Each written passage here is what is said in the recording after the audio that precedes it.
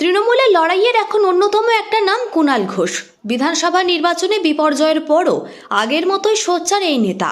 যেখানে একের পর এক নেতা দল ছাড়ছেন, সুর পাল্টাচ্ছেন, তখনও দাপুটের সাথে জয় বাংলা স্লোগান দিয়ে যাচ্ছেন বারংবার চর্চায় থাকা কুণাল ঘোষ। 15 বছর রাজ্যে ক্ষমতায় ছিল তৃণমূল কংগ্রেস, কিন্তু সমালোচকদের কথায় তৃণমূলের সবথেকে বেশি গালমন্দ খাওয়া নেতার নাম কুণাল ঘোষ। তৃণমূল কংগ্রেসের প্রধান মুখপাত্র থাকার ফলে সমস্ত বিষয়ে সাংবাদিকদের প্রশ্নের উত্তর দিতে হতো কুণাল ঘোষকেই। সামাজিক মাধ্যমেও তিনি যথেষ্ট সক্রিয়, ফলে বিরোধী দলের নেতাদের নিশানায় বারবার থাকতে হয়েছে কুণাল ঘোষকে। রাজনৈতিক বিশ্লেষকদের একাংশের কথায় 4 তারিখ ভোটের রেজাল্টের পর এখনও একবারের জন্য রাস্তায় নামতে দেখা যায়নি তৃণমূলের সর্বভারতীয় সাধারণ সম্পাদক অভিষেক বন্দ্যোপাধ্যায়কে।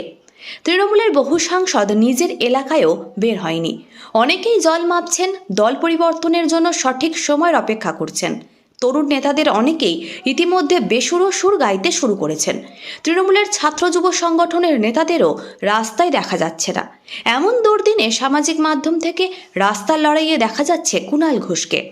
বিধানসভার মধ্যে ধর্ণা হোক কিংবা হকার উচ্ছেদ নিয়ে রাস্তায় নামা, কুণাল ঘোষ তৃণমূলের কর্মী সমর্থকদের নজর কেড়েছেন।